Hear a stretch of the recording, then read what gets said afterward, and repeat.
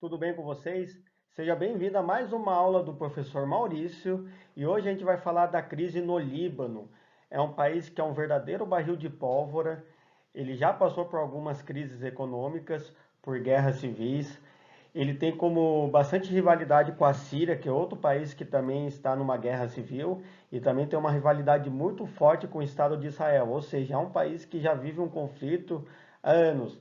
Só que nos últimos anos, essa crise tem se agravado cada vez mais. E o ponto de partida, na verdade, o estopim do aumento dessa crise ocorreu há algum tempo atrás, há poucos dias, com a explosão do porto de Beirute, que matou aproximadamente 200 pessoas.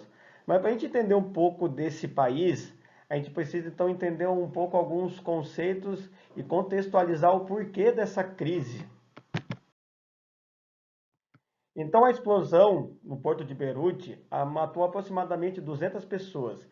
Então, na verdade, ele foi apenas um estopim de um país que já passava por uma crise política, institucional e também econômica. Essa onda de protesto no país, após a explosão do porto, acabou levando à renúncia do então primeiro-ministro Hassan Diab.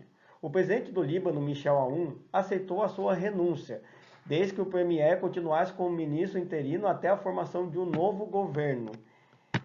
É importante lembrar que essa onda de protesto já não é de agora, no Líbano. Recentemente, ano passado, também houve manifestações bastante parecidas, que levaram à renúncia então do primeiro-ministro Saad Hariri. Só que esses mesmos grupos que estão na rua protestando, eles querem mudanças mais profundas, pois eles alegam que esse governo não tem feito nada pela população local e também é um governo bastante corrupto e autoritário. Para a gente entender um pouco o sistema político no Líbano, ele não é tão simples. Há algumas complexidades para a gente entender ainda mais de um país que tem como uma religião bastante influente, tanto no aspecto da sociedade como também no aspecto político. Então, o sistema no Líbano de governo ele é um pouco sectário, onde o parlamento libanês ele é dividido em metade muçulmano e metade cristão, ou seja, para fazer parte do governo é preciso haver uma coalizão entre as religiões dominantes no Líbano, que é formada por cristãos maronitas, por muçulmanos, tanto xiitas como também sunitas. Um exemplo, se o presidente é cristão maronita, um dos ministros, no caso o primeiro-ministro, tem que ser sunita ou xiita, e o ministro, digamos, da Casa Civil tem que ser uma dessas ramificações do Islã, ou xiita ou sunita. Então ele não é muito simples de entender. E também há a pressão de grupos mais radicais, como é o caso do Hezbollah. Para quem não sabe o Hezbollah é um grupo que ficou muito marcado, que surgiu durante a Guerra Civil nos anos 80. Esse grupo era um grupo terrorista que tinha como principal foco combater o Estado de Israel. Só que esse grupo, além de ser um grupo terrorista, ele participa ativamente da vida política no país. Inclusive, eles ocupam algumas cadeiras no parlamento e também possuem membros no governo. Então, há uma pressão desse grupo radical, que é financiado por Irã também. E também há uma pressão internacional no Líbano. Um dos líderes desse movimento internacional é o presidente da França, Emmanuel Macron. Lembrando que o Líbano tem uma relação muito forte com a França, pois já foi colônia francesa.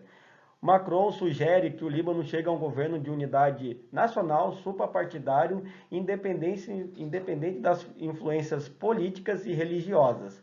Há também uma pressão internacional por uma investigação mais detalhada, pois há suspeita que essa explosão no porto de Beirute, que matou mais de 200 pessoas, não seja apenas um acidente, mas pode ter acontecido uma sabotagem ou até mesmo um atentado terrorista.